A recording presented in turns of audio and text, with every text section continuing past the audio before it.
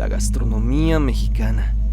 Siendo mexicanos nos podemos jactar que nuestra comida es de las mejores del mundo, si no es que la mejor.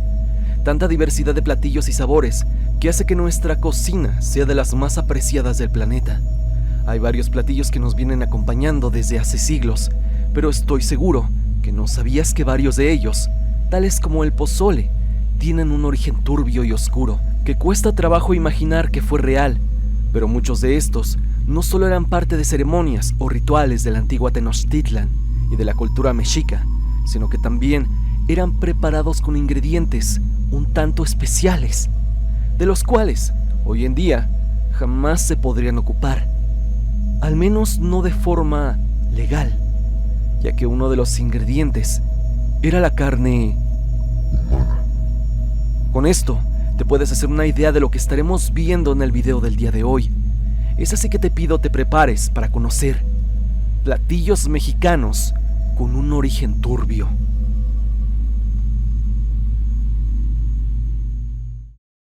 Pozole. El pozole. Este platillo que muchos asociamos con fiestas patrias, domingos en casa de la abuela y hasta con una cruda bien curada. Detrás de su delicioso sabor y su combinación de maíz, carne y picante, hay una historia que no muchos se atreven a contar y que honestamente es bastante turbia. Resulta que antes de que llegaran los españoles y metieran mano en todo, el pozole no se preparaba con puerco ni con pollo, como acostumbramos hoy en día. No, señor, el pozole se cocinaba con carne humana, tal cual y como lo leíste, carne de personas, específicamente de los enemigos vencidos en batalla o de los sacrificios en rituales religiosos. Esto no es broma ni algo inventado, hay registros y está documentado en varios relatos históricos que esto es verdad, tales como los escritos por Fray Bernardino de Sahagún en su famosa Historia General de las Cosas de la Nueva España. Y es que los mexicas hacían este platillo como parte de los rituales dedicados a dioses tales como Xipetotec o Huitzilopochtli, dioses de la guerra, la renovación y la vida. Y es que vale aclarar que los mexicas eran una cultura guerrera, bastante sangrienta, y eso se puede notar en todo, hasta en su misma arte. La forma de preparar el pozole antiguo era algo completamente ritualístico. Se escogía a un prisionero, se le ofrecía en sacrificio, y luego ciertas partes de su cuerpo eran cocinadas, junto con maíz cacahuacintle, el típico grano grande y blanco que revienta al cocerse. El resultado era un pozole que no solo alimentaba, sino que representaba la comunión espiritual entre el pueblo y sus dioses. Algo así como una Eucaristía prehispánica, pero de una forma extraña, al menos a nuestro punto de vista. Cuando llegaron los conquistadores y se toparon con esta costumbre, pusieron el grito en el cielo. Y claro, ¿quién no lo haría? Así que, como en muchas otras cosas, se mantuvo la base del platillo, pero se hizo una pequeña modificación. La carne humana fue reemplazada por carne de cerdo, debido a que, y esto da miedo, los españoles decían que sabía bastante parecido a la de persona. Así como lo oyes, ellos mismos notaron que la textura y sabor eran similares, lo que plantea una pregunta que da escalofríos. ¿Cuánta gente ya había probado pozole de la manera original de los mexicas? Y esto sin saberlo. Seguramente muchos españoles lo hicieron. Desde entonces, el pozole fue evolucionando hasta convertirse en lo que conocemos hoy en día. Verde en Guerrero, rojo en Jalisco, blanco en Ciudad de México, con rábanos, lechuga, orégano, limón y hasta con su toque de chile piquín. Pero esta historia oscura sigue ahí, escondida entre cucharadas. Y lo más increíble de todo esto es que si lo piensas bien, el pozole sigue siendo un platillo ceremonial. No es un platillo común en las cocinas mexicanas. Me refiero a que este solamente se hace en celebraciones, en días importantes, en festejos y cuando hay algún evento importante en la familia, cuando hay que agradecer o compartir. Tal vez ya no tenga carne de algún enemigo, pero la esencia ritual, esa sigue viva, más que viva. Los utilizaban para rituales de muerte. Los tamales, uno de los platillos más emblemáticos de la cocina mexicana, siempre están presentes en nuestras fiestas, celebraciones, antojos de nuestra actual gastronomía mexicana y para muchos otros más es el desayuno del día a día. Pero, ¿sabías que en tiempos prehispánicos estos deliciosos paquetes de maíz no solo eran un manjar, sino también una ofrenda funeraria? Así es, los tamales no eran solo para el antojo, sino que jugaban un papel muy importante en los rituales de muerte. La tradición de preparar tamales tiene sus raíces en los pueblos mesoamericanos, donde no solo se usaban para alimentarse, sino para rendir homenaje a los dioses y a los no vivos. Según los códices, los tamales eran una de las ofrendas más comunes en las ceremonias dedicadas a los difuntos. Y no cualquier tamal, ¿sabes? A veces se preparaban con sangre o se envolvían en formas que representaban al propio difunto. En algunas comunidades mexicas, los tamales servían como parte de los rituales de entierro. En esos tiempos, se decía que el alma del difunto necesitaba ser alimentada para que pudiera emprender su viaje al Mictlán, el inframundo de la cultura mexica. Así que, en lugar de solo ofrendar comida al pie del altar, también se preparaban tamales con ingredientes especiales, como el chile y el cacao, que tenían un valor simbólico de conexión entre la vida y la muerte. Pero también en los ritos de sacrificio, algunos tamales incluso se usaban como ofrendas para los dioses. Los mexicas ofrecían estos manjares a Huitzilopochtli, el cual era un dios asociado al sol, y también le ofrecían los tamales a otros dioses guerreros como parte de rituales que involucraban sacrificios humanos. Y claro, como estos rituales no eran sencillos, los tamales se transformaban en algo más que comida. Eran símbolos de renacimiento, de energía, de fuerza vital. Con la llegada de los españoles, la costumbre de hacer tamales se mantuvo, pero con los ingredientes que hoy conocemos: pollo, cerdo, frijoles, la típica salsa roja o verde, e inclusive en algunos lados, de mole o dulce.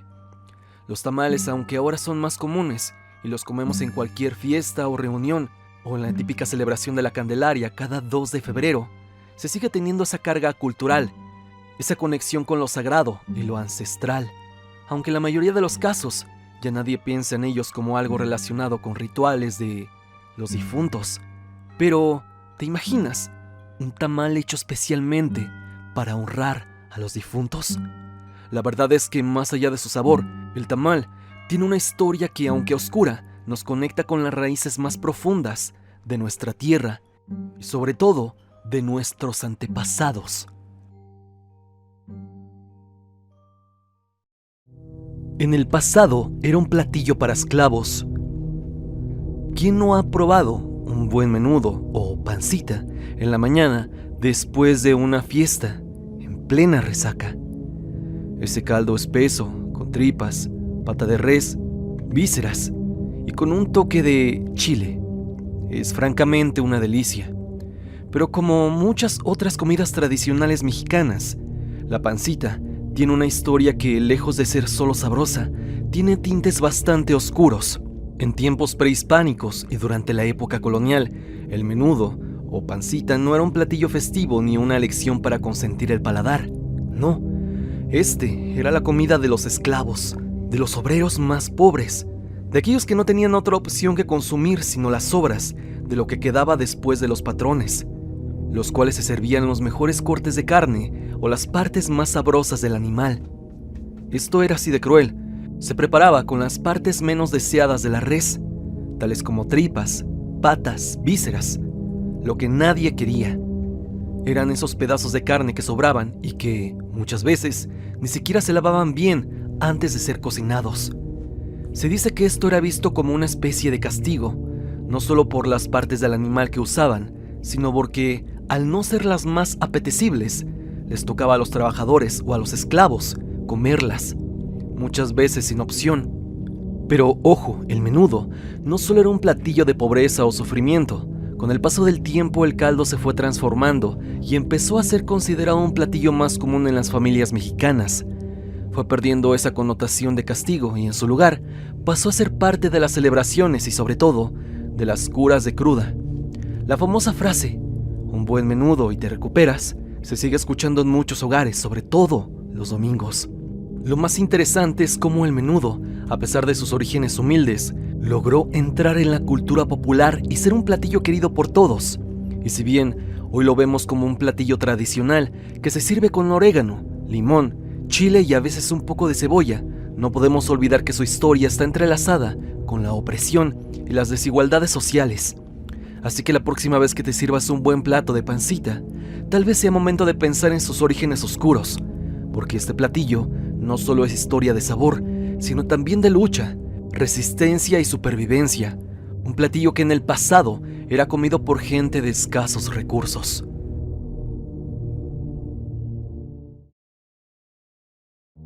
Con esta sopa absorbías el alma humana.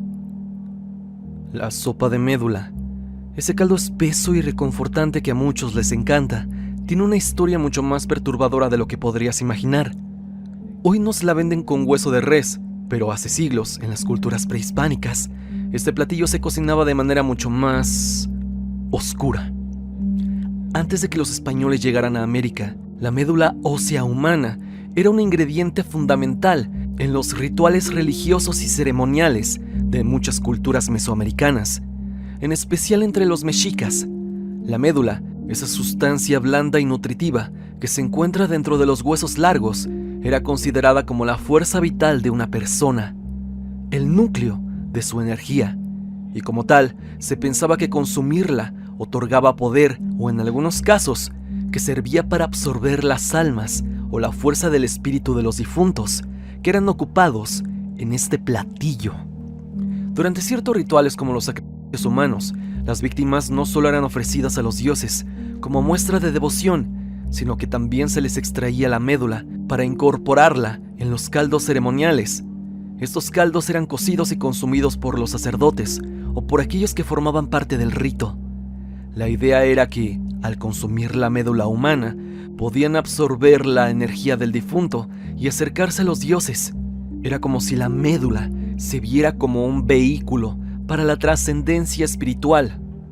Claro, con la llegada de los españoles, muchas de estas prácticas fueron abolidas, pero la sopa de médula no desapareció. De hecho, hoy en día la seguimos disfrutando, pero de una forma más civilizada, hecha con hueso de res, aunque sin el componente ritual que la hacía tan única. La sopa de médula se ha convertido en un platillo tradicional, conocido por su rico sabor y por ser altamente nutritiva. Es común en la gastronomía mexicana, especialmente en zonas rurales, donde se prepara con hueso de res, cebolla, ajo y algunas hierbas, y se sirve bien caliente para reponer fuerzas. Aunque hoy la sopa de médula es vista como un platillo tradicional y hasta cierto punto medicinal, su historia ancestral está marcado por una oscuridad mística que sigue conectando con el lado más profundo de las tradiciones indígenas. En el fondo, sigue siendo un recordatorio de cómo la comida, en sus orígenes, no solo se trataba de nutrir el cuerpo, sino también el espíritu. El platillo que te protegía de seres malignos. El chilmole es uno de esos platillos que, si no conoces bien su historia, parece ser solo un guiso tradicional de Yucatán, pero si te sumerges un poco en su pasado, te das cuenta de que este caldo oscuro, espeso y de sabor intenso, tiene una conexión oscura con lo que podríamos llamar brujería. Este platillo, cuyo color negro profundo es su característica más destacada, esconde más de lo que muchos creen.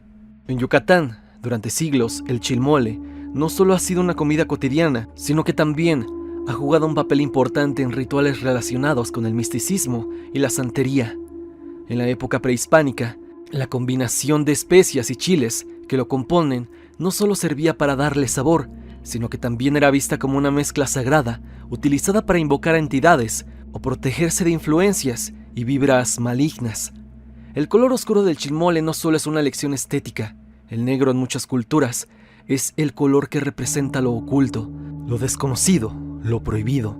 Y en este caso el chilmole negro estaba ligado a rituales de purificación, de protección contra maldiciones o incluso para romper hechizos. Era usado en contextos mágicos, con la creencia de que su preparación y consumo podían limpiar el cuerpo y el alma de energías negativas. Y sí, su relación con la brujería era más que obvia. En algunas leyendas y relatos el chilmole era preparado con ingredientes especiales, como hierbas alucinógenas o extractos de plantas que podían alterar la percepción de quienes lo consumían. Se creía que, al comerlo, las personas podían entrar en un estado de trance, donde podían conectar con el más allá, o incluso con fuerzas invisibles que ayudaban a interpretar el futuro o a deshacer maldiciones. Un platillo común, en apariencia, pero cargado de un poder casi místico.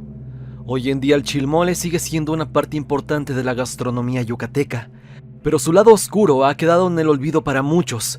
Se sigue preparando con carne de cerdo, pollo o pavo y se acompaña con arroz y otros ingredientes. Sin embargo, en ciertos círculos, sigue siendo considerado como algo más que un simple guiso. Un platillo que guarda en su color y su sabor una historia de magia, de rituales y de misterio.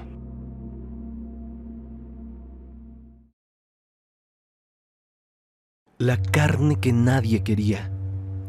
Los tacos de suadero son un clásico de la comida callejera mexicana. ¿Quién no ha caído ante un par de tacos bien servidos con salsa, cebolla y cilantro? Saben, francamente, a gloria, pero detrás de ese sabor tan delicioso y jugoso hay una historia que en sus inicios no era tan sabrosa. El suadero, esa carne tan sabrosa que te hace repetir una y otra vez, tiene sus raíces en un desperdicio. Sí, así como lo oyes. El suadero era considerado como carne de descarte, algo que los carniceros no querían vender porque estaba pegada a la piel y las costillas de la vaca. Era un pedazo de carne que en el pasado no se valoraba y era prácticamente la parte que nadie quería comer. De hecho, se le veía como una carne más bien de desperdicio. Pero como todo en la vida, los taqueros más ingeniosos vieron este trozo de carne como una oportunidad. Y lo que al principio parecía una carne inutilizable, pronto se convirtió en el ingrediente estrella de uno de los tacos más sabrosos y representativos de la comida mexicana.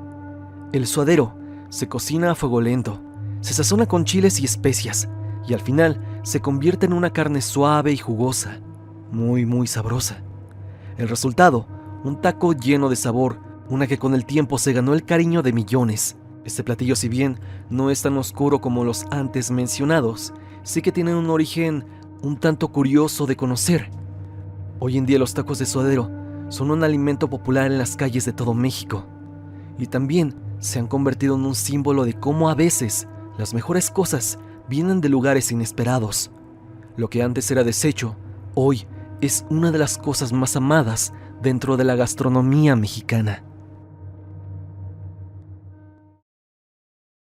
Sopes de carne para ceremonias funerarias.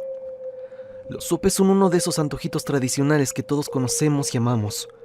Una pequeña base de masa, frita, cubierta con frijoles, carne, lechuga, salsa y queso. Pero detrás de esta receta que disfrutamos en cualquier taquería o mercado, se esconde una historia más profunda y oscura de lo que podríamos imaginar. En tiempos prehispánicos, los sopes no solo eran un alimento cotidiano. En las antiguas culturas mesoamericanas, particularmente entre los mexicas, se les daba un uso ceremonial y más específicamente en los rituales de sacrificio. Algunos estudios afirman que en aquellos días los sopes eran preparados con carne de personas en ceremonias funerarias. Se creía que la ofrenda de alimentos a los dioses, acompañadas de sacrificios, garantizaba el equilibrio del universo y el bienestar del pueblo. En aquellos rituales, los sopes actuaban como una especie de ofrenda simbólica, representando la conexión entre la vida y el inframundo. En algunas leyendas se dice que durante los sacrificios, los sopes eran colocados sobre altares, siendo luego consumidos como parte de la ceremonia para alimentar a los dioses y al mismo tiempo nutrir el alma de los sacrificados. Esto les daba un sentido ritual que va más allá de un simple platillo. Claro, hoy en día los sopes son solo un antojito común en las taquerías y en las mesas mexicanas, pero su origen tiene una raíz simbólica mucho más densa. El uso ceremonial de los sopes en tiempos prehispánicos es parte de la historia que le da un toque oscuro a esta comida. Se dice que, con el paso del tiempo y la influencia de los españoles, los sopes se convirtieron en un platillo más accesible para el pueblo, pero sin olvidar su simbolismo ancestral. Así que, la próxima vez que disfrutes de un delicioso sope, recuerda que su historia está vinculada no solo a la comida, sino también a las creencias espirituales que definían la relación entre los humanos y los dioses. El chorizo, hecho de sangre humana y animal. El chorizo oaxaqueño es uno de esos platillos que, cuando se menciona, todos se emocionan, pensando en su sabor único, picante y ahumado. Es uno de esos chorizos que no puedes dejar de comer cuando lo pruebas. Pero lo que pocos saben es que este delicioso manjar tiene una historia de rituales y sangre que lo conecta con las prácticas más antiguas y oscuras de la región. En la oaxaqueña, la historia del chorizo no se limita solo a su sabor y su receta, sino que está estrechamente ligada a las antiguas ceremonias religiosas de los pueblos indígenas. En tiempos prehispánicos, el chorizo no era solo un platillo sabroso, sino que también jugaba un papel crucial en los rituales destinados a purificar y proteger a las personas, a veces mezclado con sangre como parte de prácticas ceremoniales. En algunos pueblos oaxaqueños se decía que el chorizo se preparaba con sangre de animales sacrificados, como una forma de purificar a los que lo consumían, y en ocasiones incluso se llegaba a utilizar sangre humana en ciertos rituales oscuros.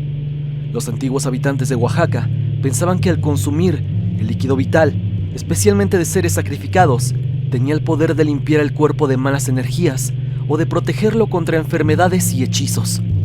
El proceso de preparación de este chorizo no solo era un acto culinario, sino también una ceremonia. Los ingredientes no eran solo para dar sabor, sino para fortalecer espiritualmente a quienes lo consumían, y se pensaba que la mezcla de carne con el líquido escarlata otorgaba una protección sobrenatural. Además, el consumo del líquido vital estaba ligado a la creencia de que se absorbía la fuerza y el poder del sacrificio, justo como lo vimos en puestos anteriores. A medida que las influencias extranjeras y la colonización llegaron a la región, el chorizo oaxaqueño se fue transformando en lo que conocemos hoy, un embutido delicioso, preparado con carne de cerdo, especias, ajo, chiles y el toque secreto que le da su característico color rojo. Pero aunque su receta haya cambiado, las historias de su uso en rituales y su conexión con lo oscuro siguen siendo parte del folclore oaxaqueño. Así que, cuando disfrutes de un buen chorizo oaxaqueño, recuerda que este platillo, más allá de su sabor, tiene un trasfondo lleno de misticismo, sacrificios y poderes ancestrales que lo hacen mucho más que un simple bocadillo.